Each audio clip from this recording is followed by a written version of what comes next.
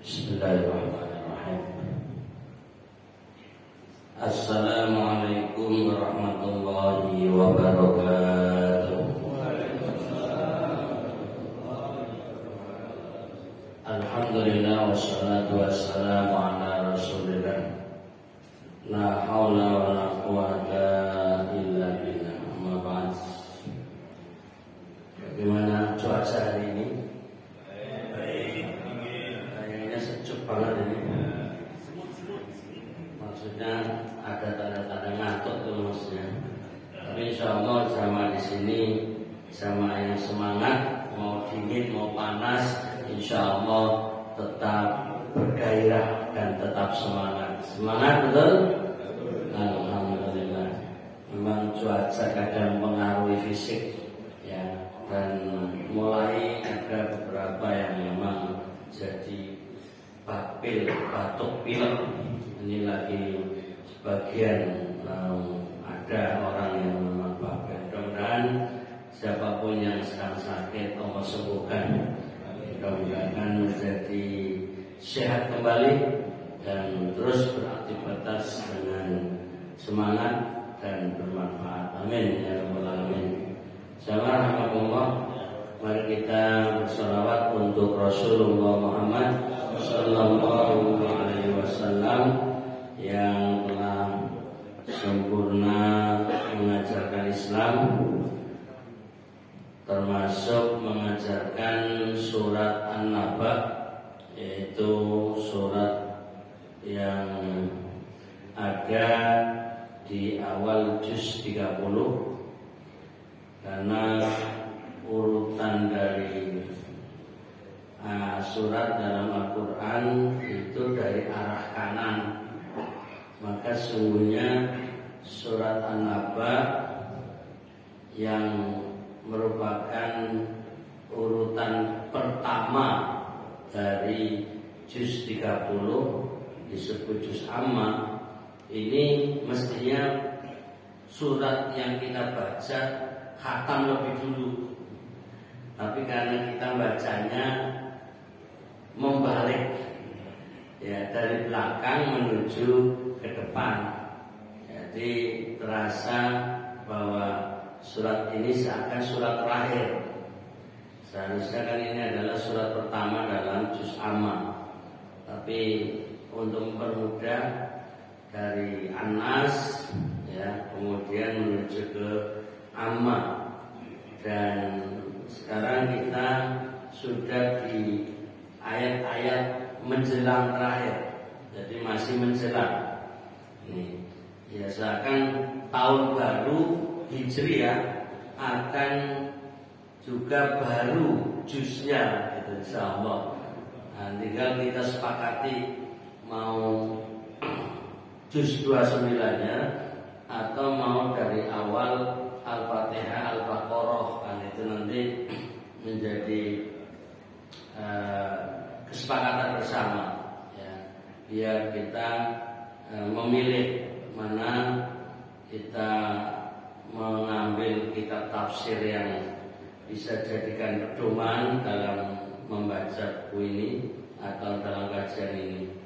Seperti halnya di masjid yang lain, ya, kita juga sudah pernah membaca dan khatam itu di Ngentan, Masjid At-Taubah Miftahul Jannah. Di sana khatam baca surat An-Naba. Kalau nggak salah juga syukuran makan kambing guling. Nah, itu, atau pokoknya intinya mereka masak, gitu, makan bersama, lalu dilanjutkan dengan surat dari awal mushaf Al-Quran, yaitu dari Al-Fatihah, kemudian Al-Baqarah. Nah, sekarang di sana masuk di surat Al-Baqarah pakai kitab Aisyah Tafasir dari hasil musyawarah.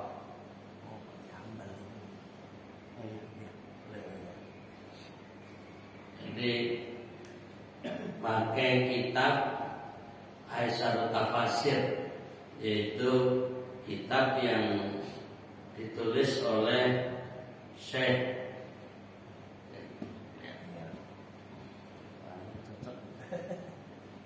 Gaya Arab.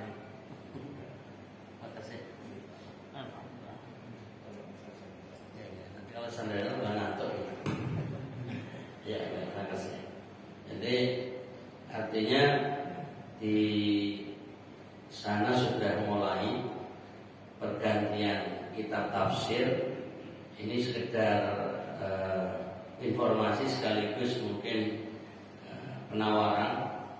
Nah, tinggal diambil kesepakatan dan keputusan bahwa setelah menyelesaikan juz amma kita menuju ke juz awal dan menggunakan kitab Aisyarut Tafasir yang ditulis Syekh Jabir, ya itu monggo nanti bisa kita persiapkan. Nah, di sana takmirnya beli kitab satu set. Kemudian untuk mempermudah jamaah takmir, ya tentu ada yang bertugas memotokopi juz satunya dulu, gitu loh. Jadi bisa, itu kan kitabnya ada 10 jilid atau berapa saya lupa, tapi kemudian diambil dulu jilid satunya di fotokopi, kemudian diperbanyak untuk para jamaah. Itu yang dilakukan di sana dan kita sudah berjalan. Nah, nanti kitab itu cukup taruh di masjid. Jadi fotokopian itu aset masjid kalau di sana. Nanti pas mengajar ya dibagikan.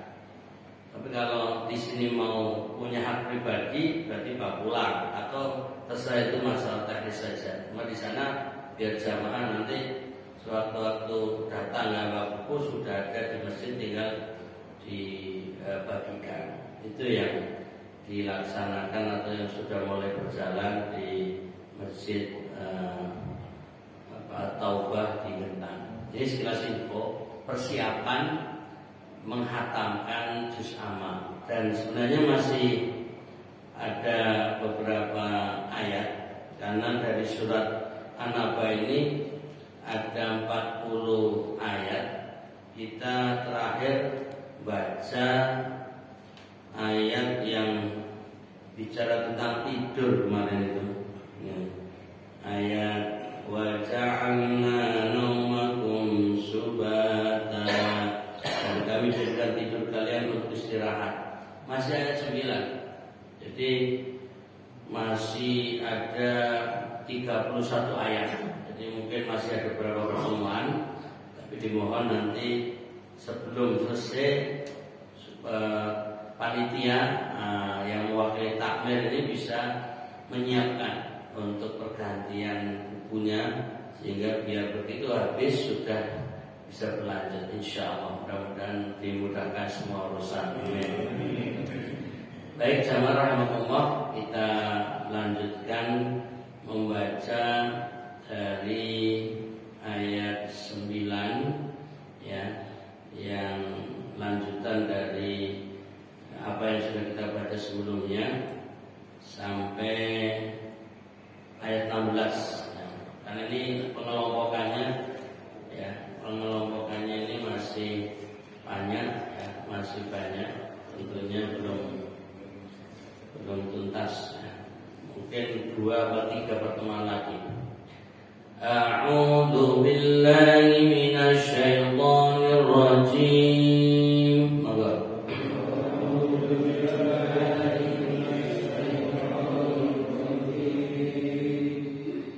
Ayat 9. Wa ja'alna naumakum subata.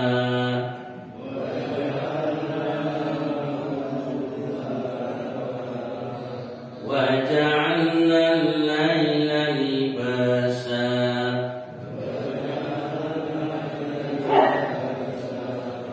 Wa ja'alna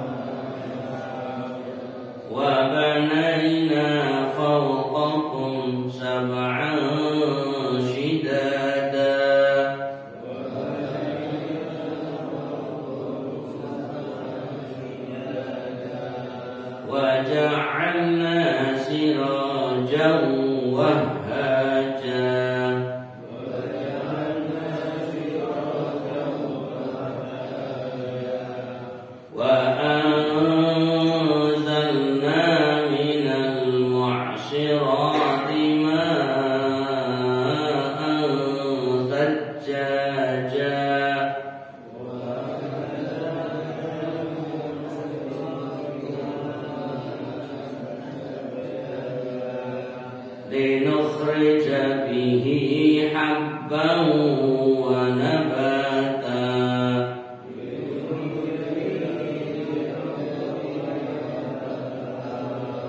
wa jannatin alfafa.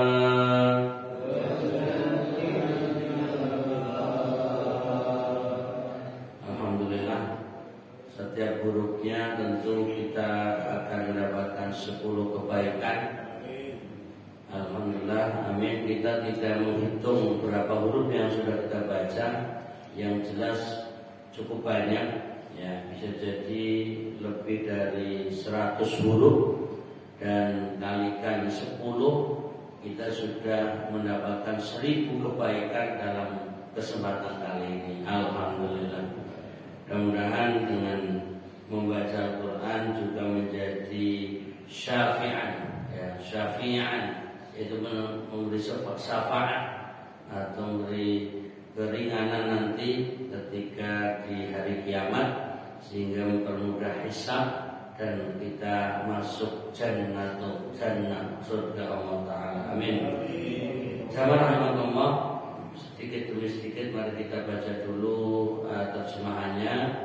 Wa ja'alna naumakum subata, dan kami jadikan tidur kalian untuk istirahat. Wa ja'alna al-laila libasa, dan kami jadikan malam menjadi pakaian.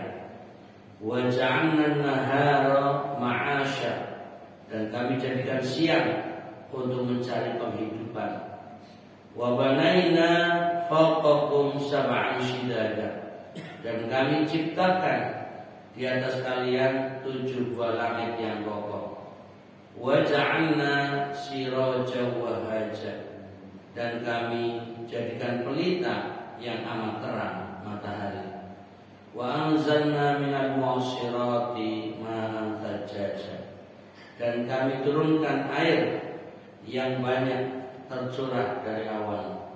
Linukhrija bihi habba wa nabata, supaya kami tumbuhkan dengan air itu biji-bijian dan tumbuh-tumbuhan. Wa jannatin alfafa, dan kebun-kebun yang lebat. Baik, jamaah rahimakumullah, kita coba mengamati akhir dari ayat-ayatnya. Itu satu nada, ya, berakhiran alif, dan ini terus berkelanjutan dari ayat 6 sebenarnya, itu nanti sampai, ya, akhir surat itu semua pakai alif. Ini kalimat-kalimat yang luar biasa dan indah.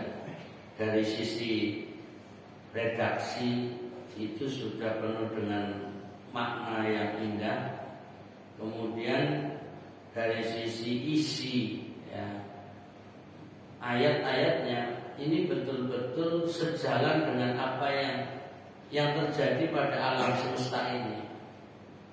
Kalau ini hanya hayalan atau hanya rangkuman dari apa yang terjadi, tentu tidak sedetail ini atau tidak sedalam ini.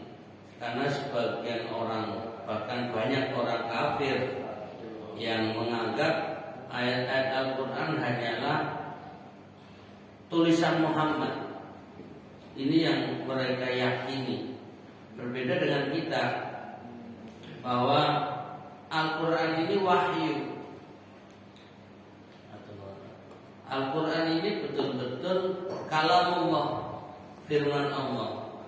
Sehingga apa yang tertuang di dalam Al-Quran ini sejalan dengan kenyataan. Kita sendiri yang mengalami dan merasakan tidak bisa mengungkapkan, tidak semuanya bisa menyimpulkan. Kita tiap hari tidur, tapi kadang nggak bisa mengatakan tidur adalah sebuah istirahat. Kalau toh kita bilang istirahatnya dengan tidur, itu pun sifatnya hanya ya kata orang lain. Jadi ternyata betul Al-Quran itu menjadi panduan, informasi dan panduan dalam menjalani kehidupan. Bahwa waja'alna naumakum subata, dan kami jadikan tidur kalian untuk istirahat. Jadi istirahat yang terbaik adalah tidur. Ya. Tapi ini dalam pengajian tidak kemudian memandu mari kita tidur. Artinya hanya menggambarkan di ayat ini bahwa tidur tentu tidur yang tepat juga, karena nanti ada panduannya di dalam Al-Quran. Ada ya 3 waktu yang anak-anak tidak boleh masuk kamar orang tuanya. Itu sampai seperti itu untuk menggambarkan waktu istirahat yang terbaik. Malam, kemudian siang ya. Nah ini juga ketika katakanlah pagi ya. Jadi artinya ada waktu-waktu yang kemudian tidur dan juga untuk kebersamaan dengan antara suami istri. Nah ini juga sampai seperti itu etika yang dibangun dalam Al-Quran. Kemudian ada berikutnya waja'alna al-laila libasa, dan kami jadikan malam menjadi pakaian. Jadi bahasanya dengan bahasa kiasan. Ya. Kalau tadi tidur istirahat, tidur sebagai istirahat itu nyata, kalimat yang jelas. Tapi kalau malam kok sebagai pakaian, ini kan untuk menggambarkan seakan-akan malam yang gelap, malam yang dingin, ya. Ini juga masih ada hubungan dengan istirahat tadi, sehingga malam orang berselimut, ya sama dengan menuju tidur. Jadi ada keterkaitan. Nah, coba bisa kita lihat penjelasannya di halaman 319 bahwa tadi yang berkaitan dengan istirahat ya. Waja'alna naumakum subata, dan kami jadikan tidur kalian untuk istirahat. Subata artinya istirahat dan bersantai.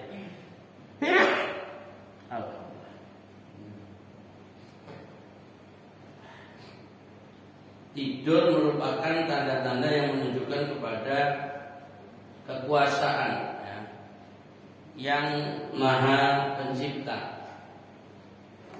Hal ini secara rinci akan dijelaskan dalam bab tafsir ilmiah. Ini sudah sempat kita baca pada pertemuan yang lalu. Kemudian sehubungan dengan fungsi malam hari, Allah menjelaskan ya, Allah menjelaskan melalui firman-Nya, wa ja'alna al-laila libasa, dan kami jadikan malam hari sebagai pakaian. Ini ayat 10. Al-libas menurut pengertian aslinya ialah sesuatu yang dipakai oleh manusia dan yang menjadi penutup tubuhnya. Kalau kita dengan kata pakaian sudah bisa memahami sebagai penutup tubuh. Karena mengingat bahwa malam itu dengan kegelapannya menutupi mereka, maka ia disebut sebagai pakaian dalam ungkapan kiasan. Jadi artinya bahasa kiasan, bukan bahasa hakikat yang nyata ya. Jadi Allah Ta'ala di dalam menggambarkan malam ya, dan bagaimana aktivitas manusia itu dengan kata pakaian. Jadi ya teorinya kalau malam orang beristirahat, kalau malam orang berselimut, ya bagi yang kedinginan, atau intinya mereka berkumpul di dalam rumah masing-masing, berada di dalam rumah masing-masing. Ini yang semestinya dalam kehidupan sesuai dengan Al-Quran. Terlepas perubahan zaman atau lingkungan, kondisi masing-masing, mungkin untuk Solo dan sekitarnya kalau malam malah ramai gitu, ya, dengan suasana banyak warung, banyak tongkrongan, banyak apalah namanya itu, yang ngopi lah, yang makan, yang nongkrong, yang dan ini dan itu, lelehan, sehingga suasana malam bukan ibasa lagi, tapi suasana malam seperti apa istilahnya Pak? Ya jadi pada nongkrong, pada melek, pada ya tidak sejalan dengan Al-Quran sebenarnya. Nah ini yang mungkin perlu diamati kembali, perlu dicermati dan perlu menuju perubahan. Jadi tatanan kehidupan masyarakat khususnya yang Muslim ini sudah tidak lagi sejalan dengan Al-Quran, sehingga bisa berdampak pada kesehatan masing-masing. Kemudian ya banyak hal pengaruh negatif. Ya, jadi mestinya malam sebagai tidur. Jadi pertama tidur adalah istirahat. Nah istirahat yang tepat dengan tidur di waktu malam. Malam itu bagikan pakaian, artinya berselimut, ya, itu tidur. Kemudian sebaliknya, ya, jadi sebaliknya di sini kita baca dulu. Di samping itu fungsi pakaian dapat menolak sengatan panas dan gigitan dingin bagi tubuh manusia. Jadi pakaian walaupun dalam keadaan panas pun tetap dipakai. Namanya juga pakaian, dipakai. Kain yang dipakai menjadi pakaian. Nah ini kalau panas juga untuk menutup dari sengatan matahari. Kemudian kalau dingin ya untuk menghangatkan bagi tubuh manusia. Maka demikian pula malam hari yang diserupakan dengan pakaian dapat dijadikan oleh manusia sebagai sarana untuk melepaskan diri dari kepayahan tubuh melalui tidur, sehingga ia dapat beristirahat dan mengembalikan kekuatan. Jadi ini yang normal, ini yang wajar, ini yang sehat. Tidur di waktu malam atau malam untuk tidur, bukan untuk begadang, bukan untuk lek-lekan, bukan untuk tongkrongan. Ini yang semestinya. Ya. Kalau praktek Nabi Muhammad SAW menutup pintu, artinya tidak menerima tamu kalau sudah habis isya. Itu yang dipraktekkan Nabi Muhammad SAW. Tapi kita prakteknya agak sulit. Ya. Kalau habis isya kok masih sudah mulai menutup pintu tidak menerima tamu, ini ya dianggap terlalu masih sore gitu. Masih terlalu sore. Kemudian prakteknya juga banyak, umpamanya jamaah pengajian itu milih waktu yang longgar habis isya. Ya, sehingga pengajian pun kita adakan ya katakan habis isya sampai jam 9 atau bahkan maksimal jam 10. Ya mungkin itu masih banyak yang melakukan itu. Ya intinya teorinya Ya memang malam itu untuk istirahat, tapi prakteknya untuk banyak kegiatan, masih banyak kegiatan. Ini hanya sekedar antara teori Quran yang kita dapatkan dengan praktek yang kita lakukan seringnya belum sejalan. Ya ini tinggal apakah perlu ada perbaikan-perbaikan ke depan, bagaimana menjalani kehidupan sesuai Al-Quran. Masalah urusan tidur pun Al-Quran memberi panduan. Jadi sampai bagaimana waktu tidur atau kapan waktu tidur yang baik, yang tepat, Quran bicara. Dan itu nanti berdampak kepada kesehatan sebenarnya. Dan juga kekuatan fisik. Ketika orang beristirahat yang secukupnya, maka pagi harinya lebih sehat, lebih semangat, lebih kuat dalam beraktivitas. Kemudian dilanjutkan, Allah menggambarkan tentang siang. Nah, ini juga sekaligus untuk menetapkan waktu dimulai dari malam.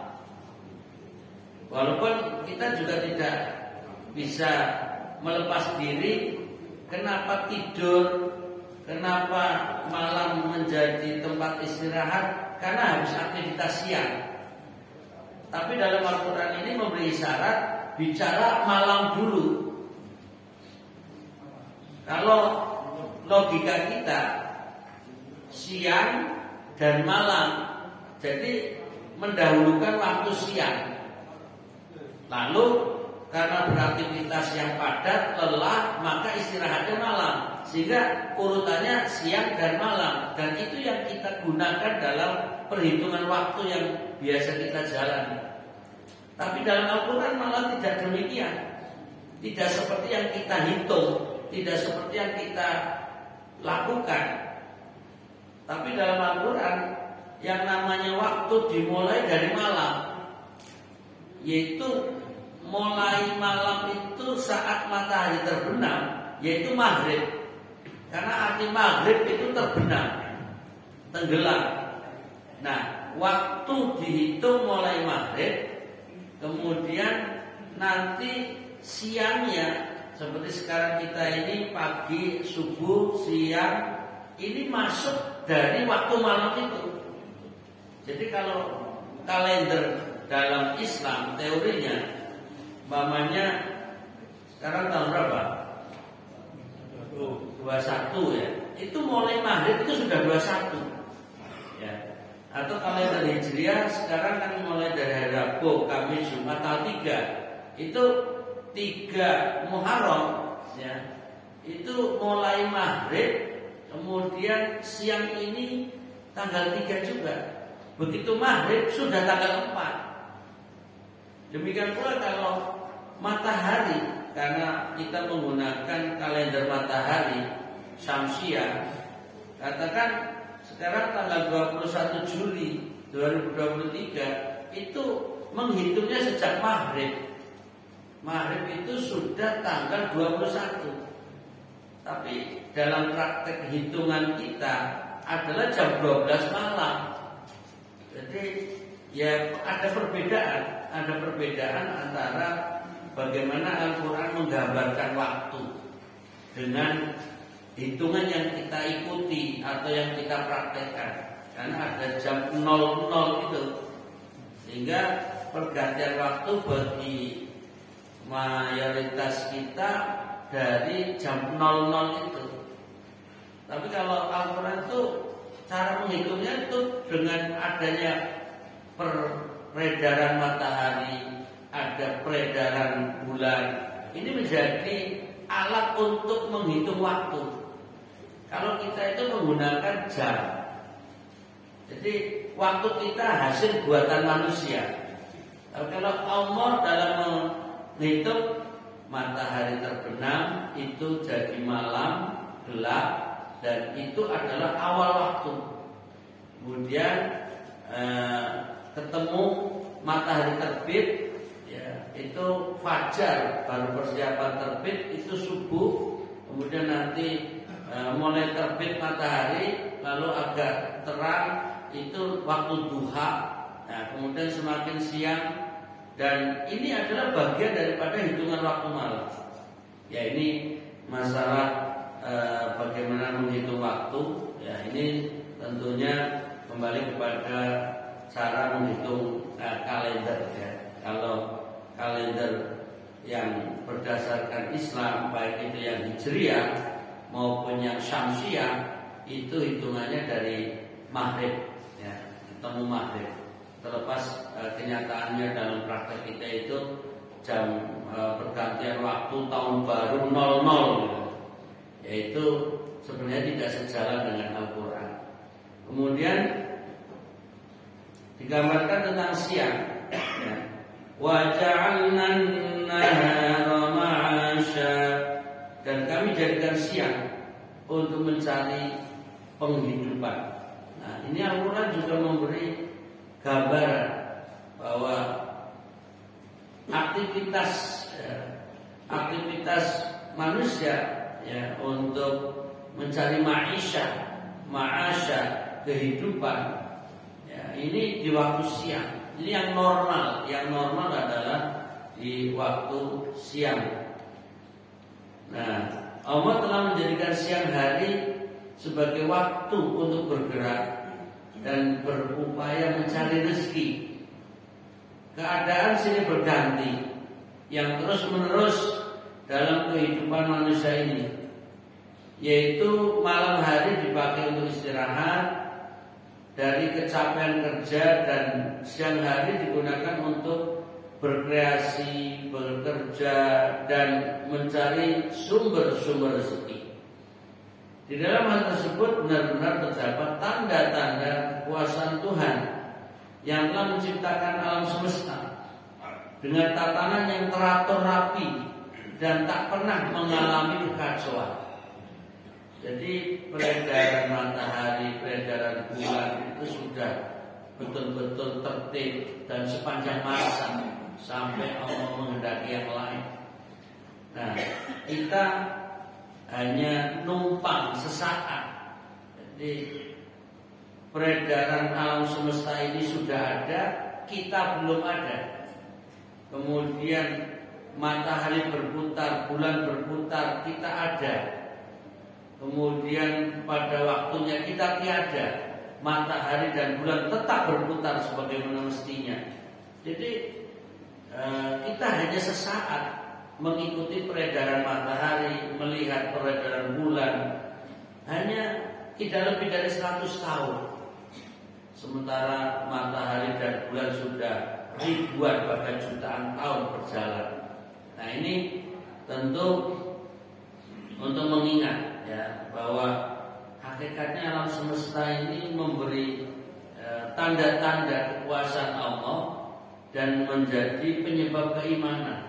Jadi semakin orang tadabbur alam, seharusnya semakin menangkap keimanannya, semakin kuat dan dalam keyakinannya, sehingga dalam menjalani kehidupan ini betul-betul berdasarkan keimanan, berdasarkan keyakinan kebenaran dalam Al-Quran. Ini yang seharusnya manusia jalani. Terlepas masih banyak juga manusia yang belum percaya Al-Quran, masih banyak orang-orang yang kafir, yang ingkar. Ketika umpamanya diserukan, mari kembali kepada Al-Quran, mari kita kembali kepada pedoman Al-Quran, dianggap ungkapan-ungkapan klasik, dianggap sebagai omongan-omongan yang masa lalu, yang dianggap sudah tidak lagi modern, dianggap sudah ketinggalan zaman. Itu ada orang-orang yang merasa dirinya lebih modern. Itu ketika mendengar, ayo kita kembali kepada Al-Quran, mari kita menjalani kehidupan sesuai Al-Quran, itu dianggap omongan-omongan yang lucu bagi mereka. Ya, karena mereka sendiri tidak menyadari bahwa hidup-hidupnya ini sesungguhnya kehendak Allah. Semua yang dijalani sungguh yang ngatur Allah. Dan alam semesta dengan keteraturannya itu Allah yang menggerakkan, Allah yang menciptakan. Tapi manusia-manusia yang tidak menyadari malah sombong dengan ungkapan-ungkapan yang kita sampaikan. Kembali kepada Al-Quran, apalagi ditambah kata syariat, tambah alergi lagi. Mari kita kembali ke syariat Islam. Wah, ini mulai, ini kalimat dianggap wah ini radikal, ini omongan-omongan orang yang menuju ke radikalisme, dianggap ini terorisme lah, segala macam istilah-istilah. Dan kita takut untuk ngomong seperti ini karena dituduh hal yang seperti itu. Jadi umat Islam semakin mentalnya lemah, mentalnya rendah, takut kalau kita mengatakan kembali kepada Al-Quran, kembali sesuai ajaran Islam, kembali apa yang Allah kehendaki. Itu seperti ada bayang-bayang khawatir, ada bayang-bayang ketakutan. Itu gambaran kita sendiri kurang yakin akan kebenaran ini, atau kita yakin tapi takut menghadapi resiko. Itulah kenyataan. Makanya bagaimana kita tanamkan keimanan dengan mengamati alam semesta ini, jadi semakin yakin bahwa ini ada penciptanya dan Allah lah sang pencipta, dan kita hidup ini hanya menjalani kehendak sang pencipta. Siap menjalani hidup sesuai Al-Quran? Mantapkan batin, mantapkan hati, yakinkan kebenaran. Nah, ini untuk menambah keimanan kita. Jadi apa yang kita baca ini bukan sekedar cerita-cerita, apa yang kita baca bukan sekedar harapan-harapan pahala, tapi bagaimana yang kita baca bisa memberi inspirasi, menjadi keyakinan, menjadi keimanan, menjadi kekuatan pada diri kita masing-masing. Pada ayat ini menggambarkan tentang kehidupan itu dijalani di waktu siang.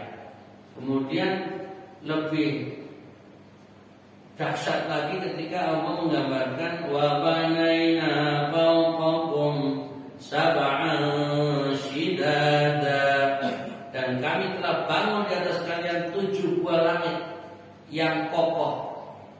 Kalau ini sudah tidak bisa ada tandingannya. Itu dibaca di angka 18 catatan kaki. Suatu pendapat mengatakan bahwa sebutan 7 langit ini tidak menunjuk kepada pengertian jumlah bilangan tertentu atau bilangan yang dimaksud tanpa melibatkan bilangan-bilangan lainnya. Bilangan 7 bisa 70 dan 700 sering disebutkan di dalam Al-Quran. Dan orang-orang Arab sendiri menggunakan kata-kata tersebut untuk menunjukkan pengertian yang banyak bilangannya dan berlipat-lipat jumlahnya tanpa ada batasan. Hal ini telah ditetapkan oleh penulis kitab Lisanul Arab. Ini kamus, ya, kamus bahasa Arab. Ketika ia mengatakan bahwa sering diulang-ulang sebutan bilangan 7, 70 dan 700 dalam Al-Quran dan Al-Hadis. Orang-orang Arab menggunakannya untuk pengertian bilangan yang berlipat-lipat dan banyak jumlahnya tanpa batas, sebagaimana pengertian yang terdapat di dalam firman-Nya, kamatsali habbatin ambatat sab'a sanabil, serupa dengan sebutir benih yang menumbuhkan 7 butir. Ini penggalan ayat dalam surat Al-Baqarah ayat 261. Dan sebagaimana yang terkandung di dalam firman-Nya, in tastaghfir lahum sab'ina marratan falan yaghfirallahu lahum, kendati pun kamu memohon ampun bagi mereka 70 kali, Allah sekali-kali tidak akan memberi ampun. Ini sedikit menggambarkan kata 7 dan 70. Dalam penjelasan ini ingin mengatakan tidak bermaksud angka 7. Jadi ketika disebut langit ada 7 itu bukan berarti 7 beneran gitu. Artinya langit ini banyak, berlapis-lapis yang jumlahnya bukan hanya 7, lebih dari 7. Ini pendapat ya. Walaupun masih mayoritas mengatakan 7 ya 7. Apalagi ketika Isra Mi'raj itu nanti digambarkan Nabi melewati 7 langit dengan 7 ya yang dilalui, dan masing-masing langit ada gambaran para nabi yang tinggal di dalamnya. Ini ingin bicara tentang angka 7-nya. Tapi ya pentingnya kita thalabul ilmi, bisa mendapatkan pemahaman tambahan, ada penafsiran lain. Yang selama ini kita hanya satu pemahaman 7 langit ya 7 lapis. Tapi ketika kita baca penjelasan ini justru berbeda dengan pendekatan bahasa Arab. Jadi orang Arab ketika menggunakan kata 7 itu tidak mesti harus 7 beneran. Jadi umpamanya tadi yang hadir itu ada 70-an orang gitu kan. Itu bukan berarti 70 beneran, tapi saking banyaknya atau banyak jumlahnya itu 70-an gitu. Itu untuk membuat kata yang dijadikan gambaran banyak. Jadi 7. Umpamanya kita punya beberapa buku, lalu ini menggambarkan banyak. Berapa bukumu? 7 dan buku saya 7 dan. Ini maksudnya 7 itu bukan 7 biji, 7 buku, tapi banyak jumlahnya.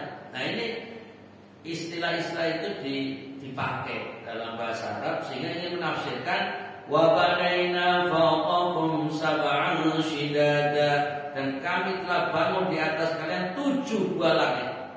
Itu tidak bermaksud 7 lapis langit, tapi jumlahnya banyak, berlapis-lapis. Ini satu penafsiran dalam catatan ini.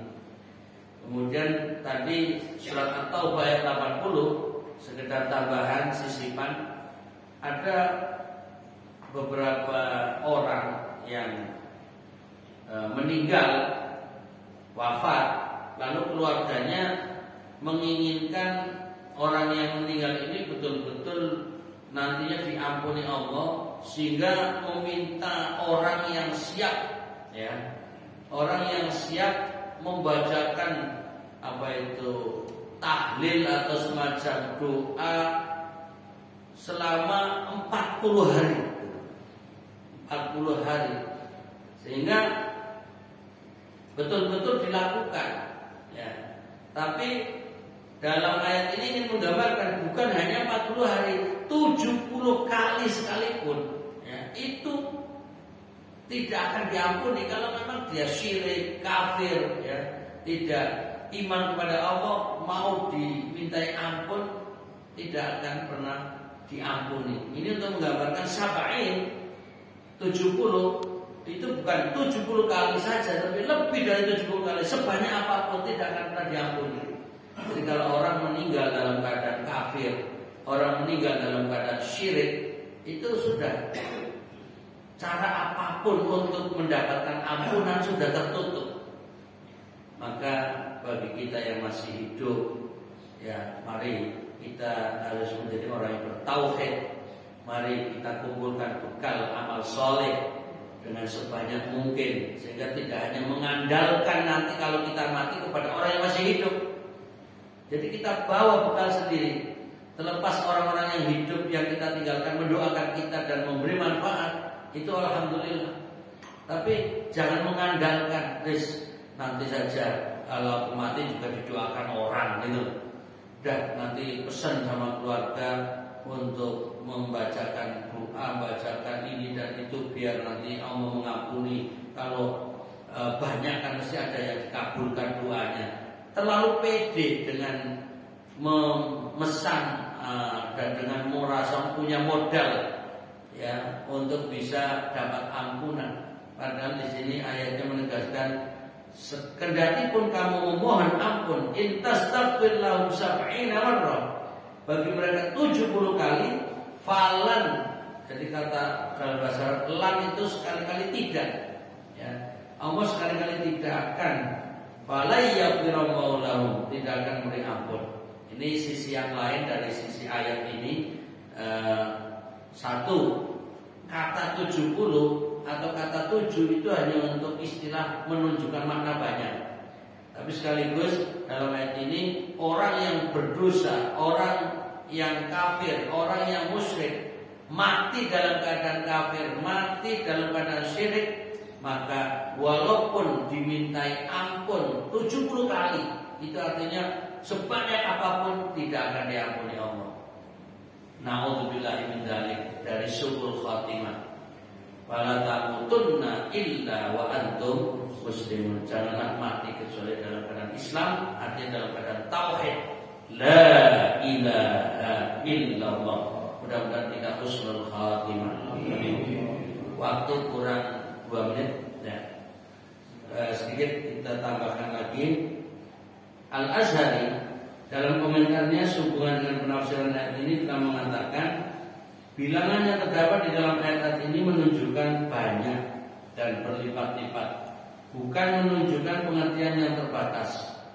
Dan Allah tiada bermaksud bahwa seandainya Nabi SAW memintakan ampun buat mereka lebih dari 70 kali, niscaya Allah akan memberi ampun kepada mereka. Akan tetapi makna yang dimaksud ialah bahwa sekalipun kamu memperbanyak doamu dan permohonan ampunmu buat orang-orang munafik itu, niscaya Allah tetap tidak akan memberikan ampunannya bagi mereka.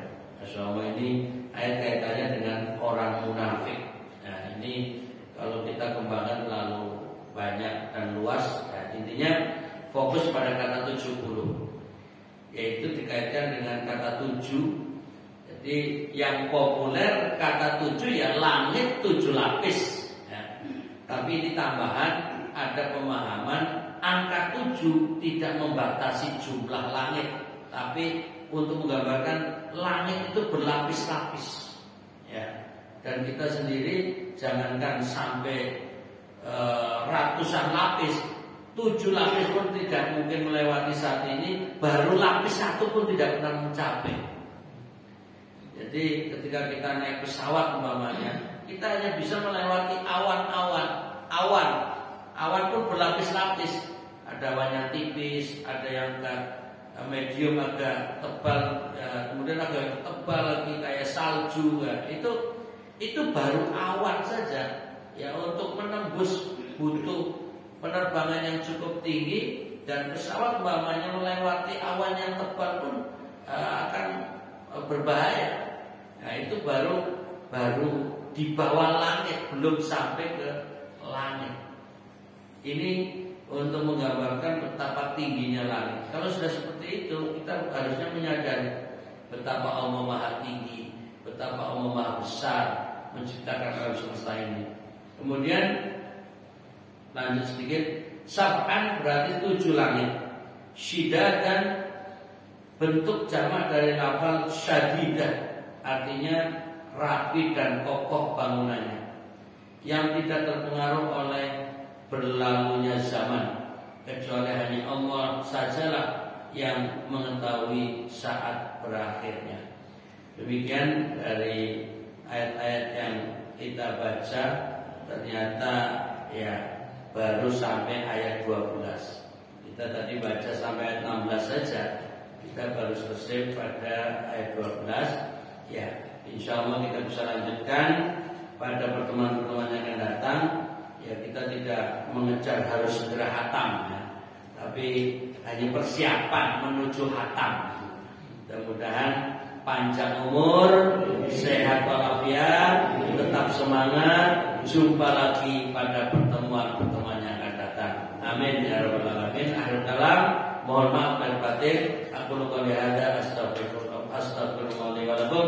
Subhanakallahumma wa bihamdika asyhadu an la ilaha illa anta astaghfiruka wa atubu ilaik. Wabillahi taufiq wal hidayah. Assalamualaikum warahmatullahi wabarakatuh.